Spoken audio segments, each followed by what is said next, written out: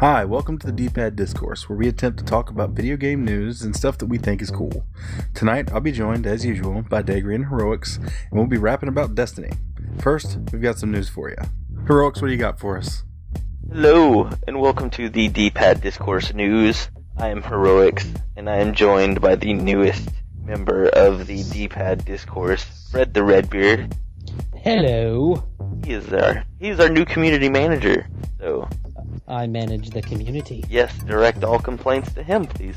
We're going to be covering the top 5 news stories that we might have missed in our little lull that we've been having.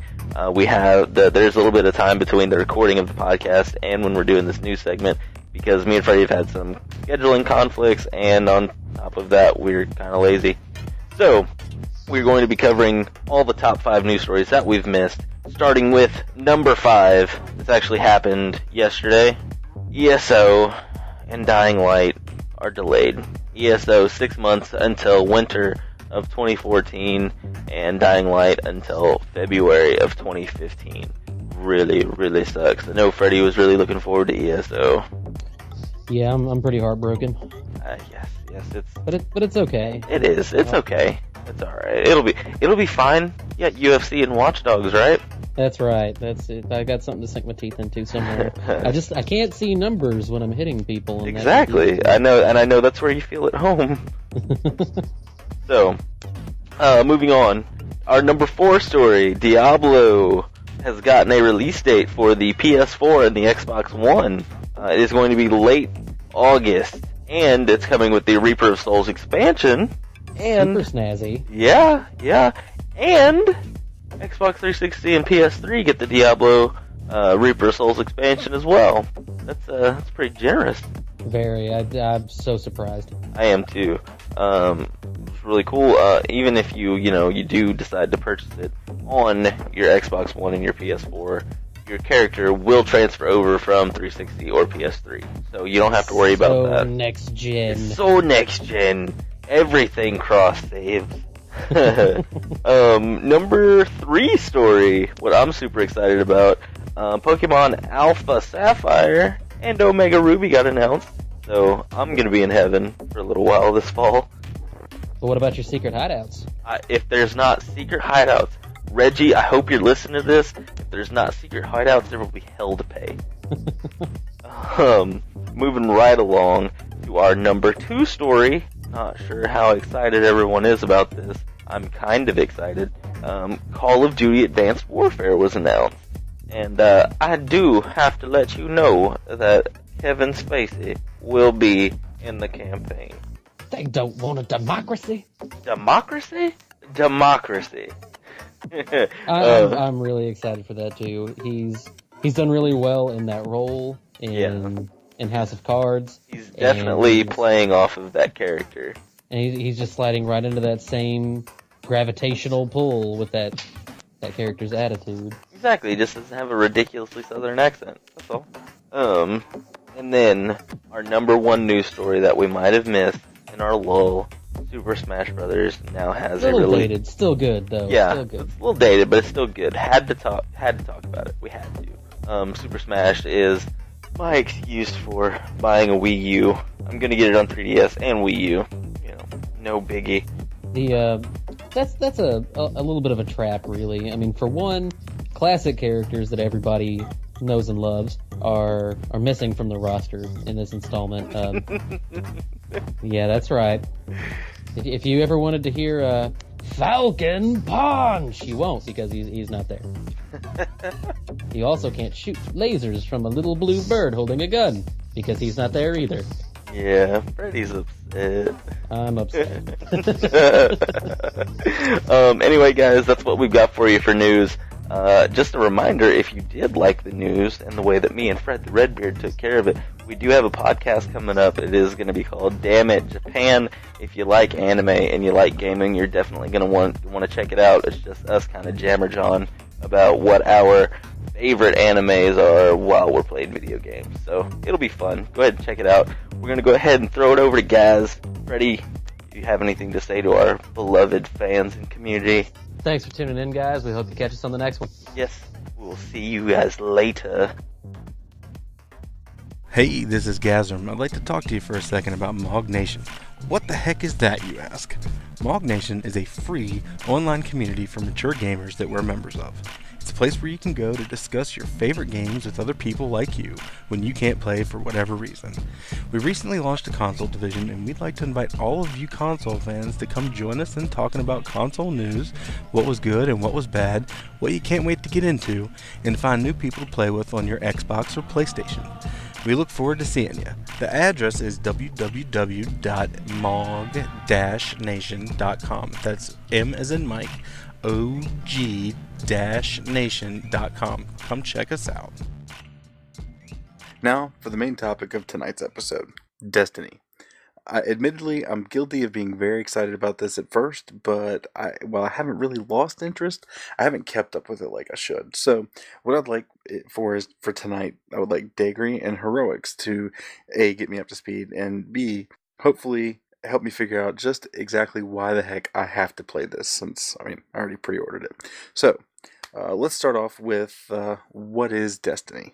Destiny is a new shared world shooter that is being developed by Bungie. If you don't know who Bungie is, I'm really surprised you're listening to this podcast, but they are the developers of Halo. If it were not for Bungie, the Xbox would not be what it is today. They made Halo. Halo is an incredible game. Halo is probably one of my favorite games of all time.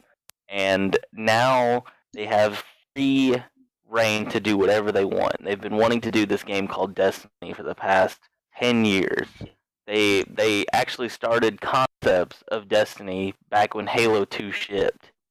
If you go back and play ODST, there are actually Easter eggs in ODST. I actually have gone through and found every one of them. I'm thinking about making a video on it where you can find these posters and it just has the Destiny symbol and it says Destiny awaits. They've been wanting to do this game forever. It's Bungie's vision, it's their passion, and now they're finally getting the opportunity to bring it to fruition. And I am a firm believer in whatever Bungie wants to do, and I'm behind them 110%.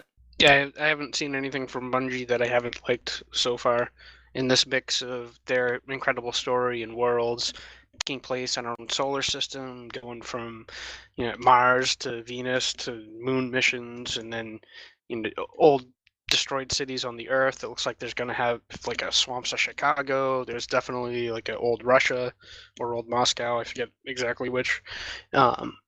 Mixing in that Borderlands element of playing with a couple of your friends and going through these smaller missions or getting in a bigger group and doing a raid, or doing some PvP against some of the other factions. Yeah, Bungie has this incredible vision of this big living open world where you can experience these big cinematic missions like you would in Halo, but you can do it with your friends, and you can have a really deep and rich experience that normally is only given to you by a handful of RPGs. We like to reference Borderlands a lot because Borderlands has the same kind of shoot and loot mechanic. You pick your class, you pick your weapons, you pick what gear you're wearing. It's a very, very, very heavy RPG, but at the same time they're giving you that 30 seconds of fun that everyone loves from the Bungie series. And I'm so excited. It's like every game that I've ever wanted just mashed all up into one. So what do you mean by the 30 seconds of fun? I've played one Halo game and I was never really big into them. So explain to me what exactly you mean by the 30 seconds of fun. 30 seconds of fun is a design pillar that Bungie has, and it's packing as much fun into that period where you spawn and where you die. If you've ever played a Halo game, you know that getting to where you are in the map, finding a power weapon, picking it up, and then dying and losing that power weapon is one of the most excruciating, frustrating things on the planet. And Bungie's always been very good at designing these really impactful, wonderful multiplayer experiences where you have these really high octane, anything can happen sort of moments in their games. And they're taking this and they're packing it into a shooter action RPG adventure game. And I think it's going to be wonderful. I seriously think it's going to change the way that the industry goes about developing games. Sounds pretty awesome. So, something that I really loved about Borderlands, and we'll reference that again. Probably gonna reference it a ton of times tonight. But something that I loved was the story behind it. What kind of a story does Destiny have? We know backstory. The main backstory is that it takes place about 700 years in the future, after the golden age of men, basically, of humanity. I shouldn't say men, women too. The this big orb called the Traveler comes and lets us, create all these things, and then the darkness shows up, which is a big enemy, and the Traveler basically sacrifices itself to save humanity from this thing. But we're left, it's left basically just hovering over the surface of the earth, and there's this one last city where humanity basically survives. In the couple hundred years after that, as we're kind of stuck in there, these other alien races have taken over our old outposts on Venus and Europa and Mars, the moon, so on. And we have to, we want to reclaim, basically. We have some powers from the Traveler, and we're going out to reclaim some of our land, and the darkness is coming back, so we need to reawaken the Traveler and save humanity yet again. Sounds pretty awesome. Is this set in the Halo universe, or is this a completely separate universe? Absolutely not. That would equal to the biggest lawsuit on the planet. This is in a completely new universe. What they like to call it is, I think they use the term mythic fantasy. It's basically, they've taken all the stuff that people love about big fantasy MMOs, and they've thrown their signature sci-fi spin on it that Bungie's so famous for. And what that does is that gives them a lot of freedom to kind of say, oh yeah, that exo robot can shoot space magic from his hands just, because it's cool. Mythic fantasy, can't argue with it. So, I mean, it gives them a ton of freedom. I'm so excited for this game because it just, the wonderful, amazing minds at Bungie have been so confined for the past 10 years making Halo games, and Microsoft just having their thumb planted firmly on their backs, not being able to do anything except Halo, and now Bungie has the opportunity to do something that they want to do, and they have full freedom. And I mean, Activision's been really cool about it. I mean, Activision usually is like, hey, we own you now, you're going to pump out a new Call of Duty every 2 years. Bam, bam, bam. Well, Activision's given them free reign. I mean, Bungie's been allowed to keep the rights to Destiny. After the 10-year agreement with Activision is up, Bungie can leave with Destiny if they like. And I mean, I'm very, very excited because I've always wanted to see what Bungie could do if they could slip out from underneath Microsoft's kind of hold on them. That's pretty cool. So what kinds of classes and races are there going to be in Destiny? Okay, first off, there's the humans, which, I mean, it's kind of a given. Uncomplicated, easy to relate to. There is the Awoken, which is awesome looking. That's what I'm going to play, by the way. I'm going to be the Awoken, and my character's name is going to be Captain Adam. And then there's the Exo, which are these robots that are left over from the golden age of man, where their memories have been completely wiped. They're kind of like badass C-3POs. And it's... Wait, hold on just a second. How is that possible? We will show a picture in the video of what an Exo looks like. They're cyborgs, basically. Well, not cyborgs, because there's no human parts to them, but... More like HK-57. Right. They're more like HKs. That's pretty awesome. And... that's their memories have been completely wiped, and nobody really knows how they're going to react to stuff. They look really cool. And then as far as classes go, you've got the Hunter, the Warlock, and my personal favorite, the Titan. Yeah, no, and it sounds like the species are going to be cosmetic only, and I imagine it's going to change story too, hopefully, so we have some story changes with those different backgrounds and everything, but it's not going to change how they play. But then the classes will change quite a bit how they play with what weapons they're going to generally use, and mostly with the special powers that they're going to have.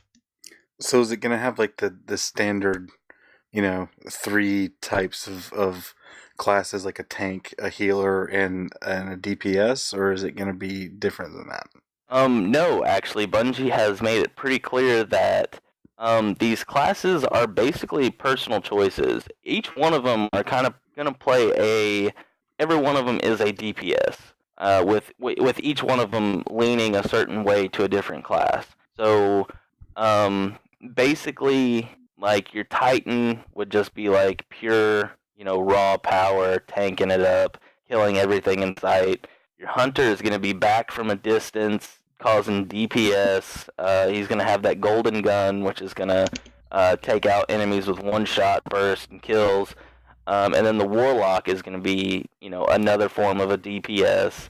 He's going to, be raining down lightning bolts and all kinds of. He's a spellcaster basically. He's going to be pretty cool. No word on whether or not the Warlock is going to have any healing abilities or anything like that. We haven't really heard anything about healing yet, but I mean, basically, each one of them is a DPS. They just lean a little bit more to both sides. Yeah, that'll be interesting to see, because I haven't really thought about the healing too much before. I'm assuming it's going to be kind of Halo style, where you're going to have. There's definitely going to be armor, which I would imagine is going to act like the shield. And then once the armor is depleted, your actual health will get depleted. And I think I wouldn't be surprised if the armor kind of regens. Maybe the health doesn't. But I know people do like to play healers, so I would be kind of surprised if they didn't have at least one of these classes, if not more than one, have some sort of healing role that they could take. Yeah, true. I mean, usually I don't know how I'm gonna play in Destiny. Usually in like MMO type games, I'm always a healer. And I don't really know what I'm gonna do. Because I mean, come on, I gotta get lots of kills, so I'm kind of leaning more towards the Titan.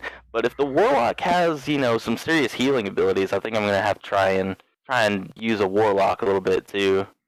Yeah, I love playing healers. The more I think about it, I mean, when I played WoW, I played DPS characters, and then I would make a healer and had a lot of fun with it. And then the Old Republic, same thing. I had a DPS commando, and then I made a straight healing Jedi consular, and I thought it was a lot of fun, and I would never be, ranked on like the top server as a healer, but I found during ops in the Old Republic that I was pretty good at healing. So I think that's something that maybe I should try to stick to. So hopefully they'll have something cool with that.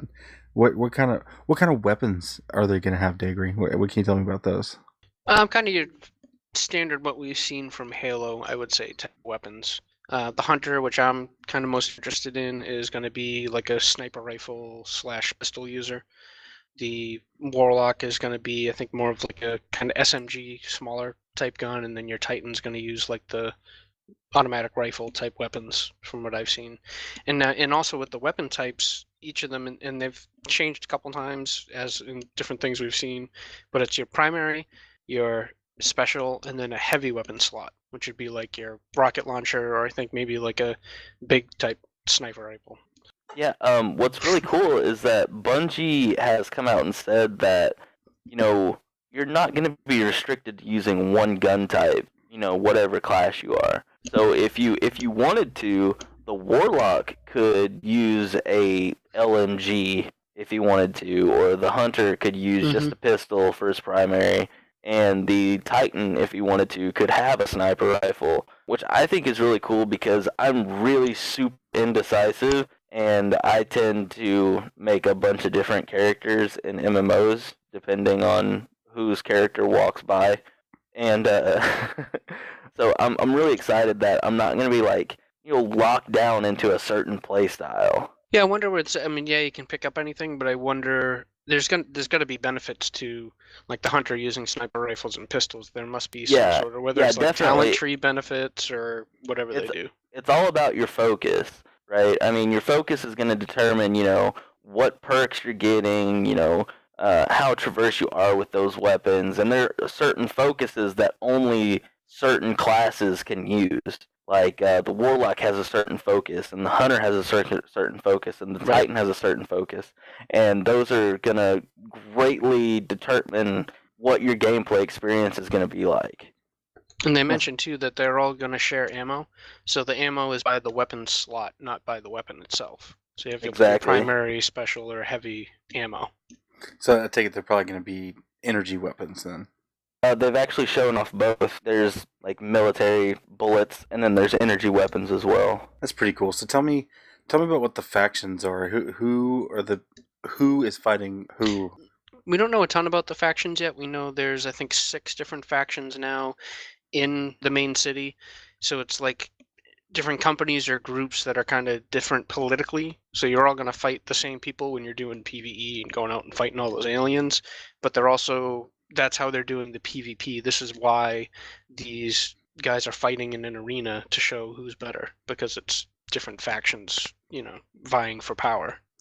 I wonder if they're going to have like a thing where you read the backstory, or you're told the backstory of the faction, so you can try to align with the faction that you personally would be with if you were in that world.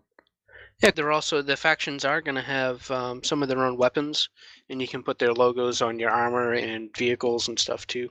One of the first things that you do when you will jump into the world of Destiny is you're going to choose your multiplayer faction. And your choices are going to be Dead Orbit, Future War Cult, New Monarchy, Seven Seraphs, Osiris, and Forces of the City. All these factions are fighting for control over different colonies and parts of the city and things like that. And basically how multiplayer is going to work is these different factions are hiring you to kind of complete these different multiplayer objectives. I think it's a good way to put backstory also to your multiplayer, because usually you don't like just to have, oh hey, we created this game and here's some multiplayer.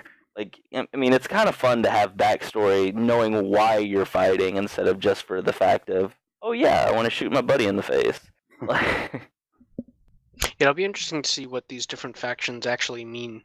And I'm surprised. I'm surprised there are so many. You'd think it'd be like a 2 or 3 faction thing or something, but I guess it's not full on.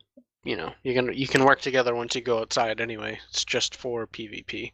But it'll be interesting to see too is why am I choosing one over the other out of all of these factions? True, because Bungie has already said, hey, we're not gonna put any boundaries whatsoever between you and your friends playing together. I mean, I'm interested in seeing if it's like different, if it's challenge based, or if there's like territory that we're actually fighting for with the different factions, or how it's gonna work. It's one of those areas that I'm pretty confused on. Well, from what I'm seeing, all the PvP stuff takes place in the tower. Everything out in the world is PvE stuff, so it's within the tower. And although I'm sure they'll have huge open areas, whether that's you're physically there or however they represent you going into the PvP zone type thing. But if it's only in the tower, I don't think it's going to be like a huge world versus world battleground, or realm versus realm type thing.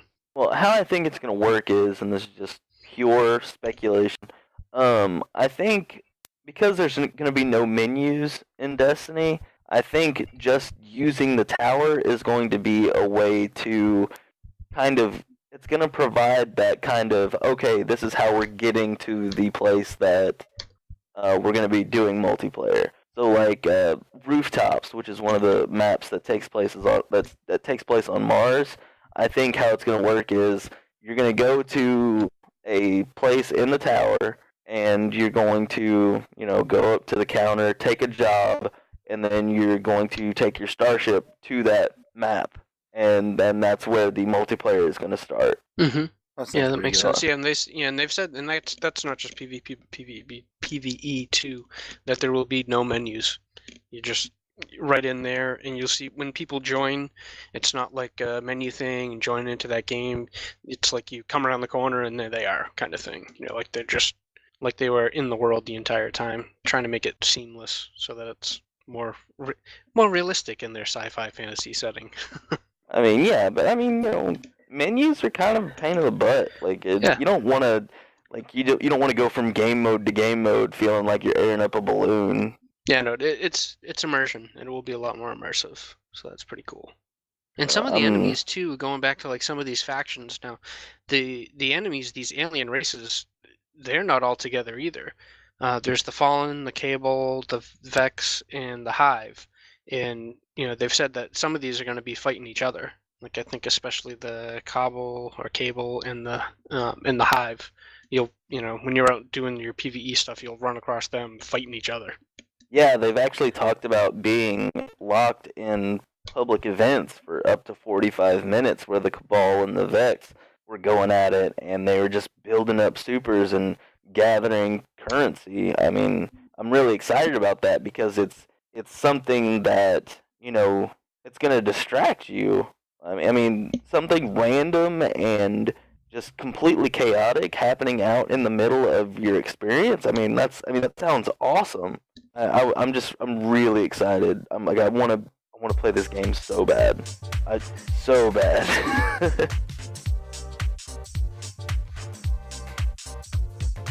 What's up, guys? Heroics here, and I'm just going to go ahead and jump straight into the tips and tricks of the week. This week I'm going to be doing it over Battlefield 4 and how I've been playing a ton of the medic class. Just to start off, if you don't have a copy of Battlefield 4, please go get one. This game is absolutely beautiful. It is gorgeous on the Xbox One and the PS4. It's action-packed. It is big, open, and immersive. I've absolutely loved my time with it. But without further ado, let's go ahead and jump into it. First off, class setup. What I've been using is the AUG A3. This gun is very, very reliable. It's very stable. Next to no recoil. You're gonna love the range that it has, and it pumps out quite a bit of damage too. My first accessory, I'm using the Reflex RDS, the basic red dot sight. If you've played Battlefield before, you've probably used it. Next up, going off to my second accessory, is the canted iron sights. I've been loving this because I love iron sights, just because they feel a lot better to bring up when you're running and gunning. I have a very aggressive style. I like to rush, and that's always good for when I need to pop my sights up quickly. My barrel, I've been using heavy barrel. I don't know if you guys have ever known this, but heavy barrel is pretty important for Battlefield just because of the added range that it packs onto your shots. Range is really, really important in Battlefield, guys. You gotta have it. It's not like Call of Duty. It's not a twitch shooter. It's very open. It's very, you're gonna have to aim down your sights. Moving on is the Ergo Grip. I love how stable this makes your gun. It's probably my favorite grip. I haven't really used anything else other than this one because it's been so dependable. And for my spray, I've just been using the spray adaptive. Just thought I'd throw that in there for you guys. Next up, the secondary weapon. I've really, really, really been liking this. The QSZ92. This is great. It switches really fast and the fire rate is super high. You're going to be able to switch, pop, pop, pop, get him down if you're in a tight spot. For my kit overall, my first gadget, I've been using the defibrillator. As everyone knows, if you're going to play Medic, you've got to have a defibrillator, especially in objective games like Rush. Rush is very important because if you get a revive, it will bring back the attacker that your team lost for that. Gadget 2, the med bag. The med bag. This is great for XP gathering because when you toss it out, it has an area of effect, which means you will heal anyone who's in the area of your med bag. This can rack up some serious XP, guys. I highly suggest you use it. It's also good because if your team is in a tight spot, you don't have to worry about tossing out a bunch of med packs. You can just throw out that one big med bag and everyone's taken care of. Next up is the grenade. I've been using the M67 frag. I haven't really changed it up that much since I've started playing the game. The reason is because I love the area of effect this grenade has. has a ton of it covers a large area when you toss it. Knife, bayonet haven't really changed that much either. But for my for my field upgrades, I've been using offensive, and that's just because of my personal style. I'm very aggressive. Again, I like to rush objectives. I like to get the high KD, things like that. Level 1, increase maximum sprint speed by 10%, which is very important if you're trying to rush to objectives. Level 2, ammo, increases maximum inventory of bullets by 50%. Guys, that's going to be huge if you're rushing in and you're having to take out multiple enemies. Level 3, grenades, increases the maximum inventory of hand grenades by 1, which can be crucial if you're playing domination or conquest. Toss those grenades out, get those enemy players off the objectives. Level 4, reduce fall. This is going to be important if if you have like a recon guy in your party and he's placing those spawn beacons out and they're like on top of a building, or if you're having to parachute in and you don't quite hit that parachute button in time. It's going to be really important overall.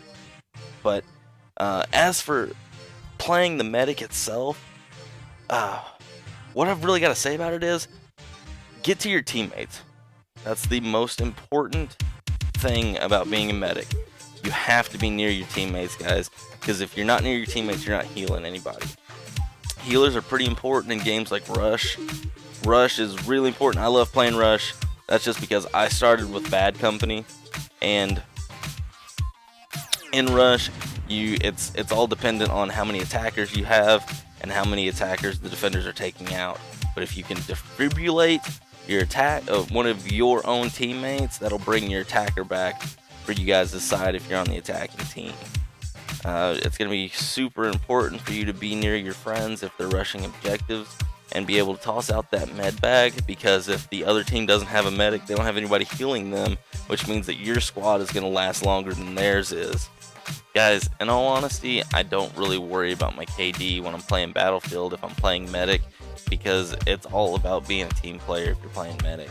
A lot of times, if my teammates are in trouble, I ignore that warning sign and I go ahead and spawn on them, because if I can toss out a med bag, or if I can I can defibrillate him if he goes down, that gives my team a better chance of rushing that objective, making sure we take it out, and you're going to earn some XP in the process. So what I caution is, don't worry about your KD as much as you're worrying about your score.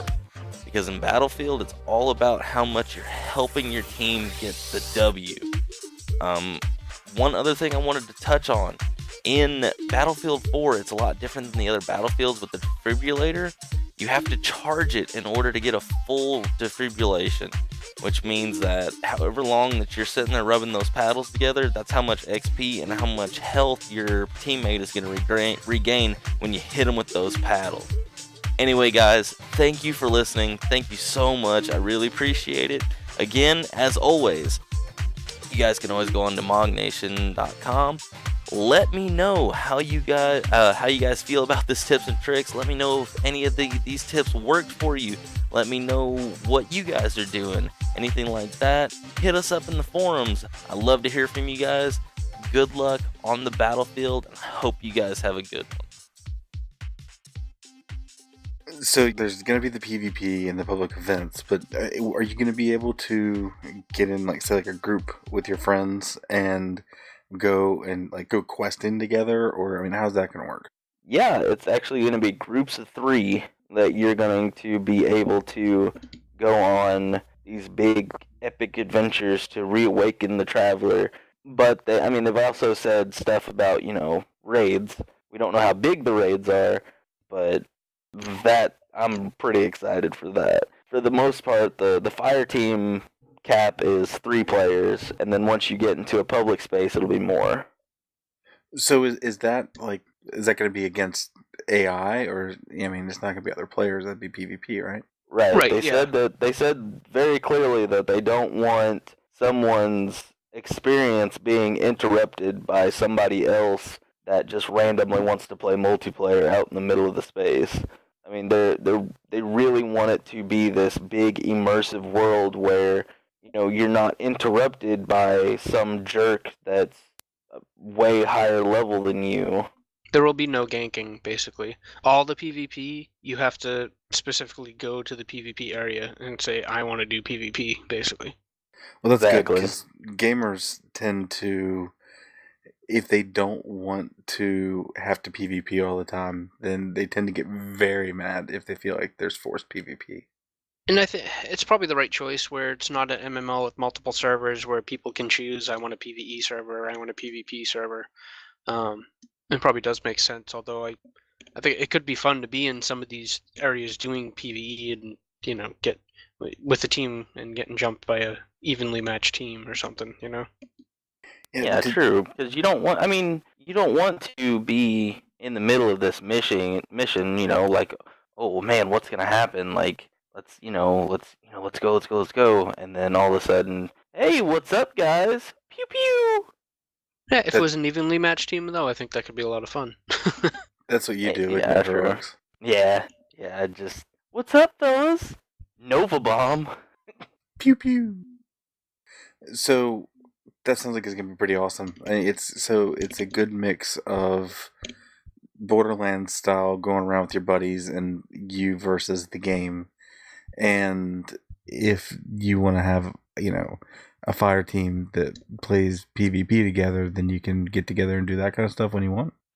Yeah, actually, the multiplayer, they've gone and said, hey, we're not making Halo again, but it is going to be very Halo-like. You go into the tower, you do your matchmaking, you fly to the location, you drop in, but how it's going to work is you go in, you don't have any ammo for your heavy slot. There's no power weapons being randomly spawned on the map. You have no ammo in your heavy slot. And instead of a power weapon, they're going to spawn ammo for your power weapon, where a power weapon would normally be in Halo. And what's really cool is that they're adding almost a kill streak like element to it, where the more kills you're getting, the more supers you're building up. So let's say Dagry was just running through and managed to pop 4 guys in the head. Each one of those kills fed him supers. So then after a certain amount of kills, his super would be ready, and he can do his special ability depending on what his class is in the multiplayer space. I'm really excited for this. Like, I'm very, very, very excited for Destiny multiplayer because I miss Halo terribly. Like, So in some of those Halo. maps, people are going to be rushing and fighting over some of those ammo spots, and not only that, but when you die, if you have some of that ammo, you're going to drop it so then they can pick it up. Exactly. Pretty interesting. I have to say that I doubt that I'll be big into the PvP part of it. Then again, I mean, I may fall in love with it and do it all the time, but I really like the idea of the PvE aspect of it and getting together with, the two of you and us going and trying to reawaken the Traveler. I think I'm saying it right. Or Yeah. That's definitely what I'm more interested in too. Although I'm sure I'll do the PvP as well. But you know how much I love playing Borderlands and how much we played that together. So I'm looking forward to that kind of experience with, with the different world. Definitely. that'd be I'm cool. really, really excited about that, but at the same time I'm incredibly excited for the multiplayer because I love Bungie multiplayer. I really do. I love it. And what's got me really excited is that on the controller scheme that we've seen a screenshot of, the controller screenshot is very, very reminiscent of another popular shooter that I am particularly good at. So I am very, very excited for Destiny. Does it start with an H and end with an O and have an L in the middle? No. It might rhyme with Primin calls. Yeah, I think what he's referring to is that I think it's based on class or maybe items you can pick up. There's different abilities, whether it's like or a jump pack, but once you press A to jump and you're in the air, you press A again and you use that ability. And then the other thing is B, which is crouch. If you're running and you hit B, you actually go down into a slide. The interesting part I think about that is that when you are sliding, and possibly in the air thing too, I'm not sure, you cannot shoot. So like if you go into a slide, your weapon, your gun goes down. But they were talking about in the Bungie podcast, some of the PvP they were having. One of the guys got really good with a shotgun, where he'd run at you and then like slide and kind of like slide past you and then pop up and blast you. But after a few rounds, they would get they'd start popping him in the head as he was sliding by. So there's going to be a counter to everything you can do. They called it the Weldon.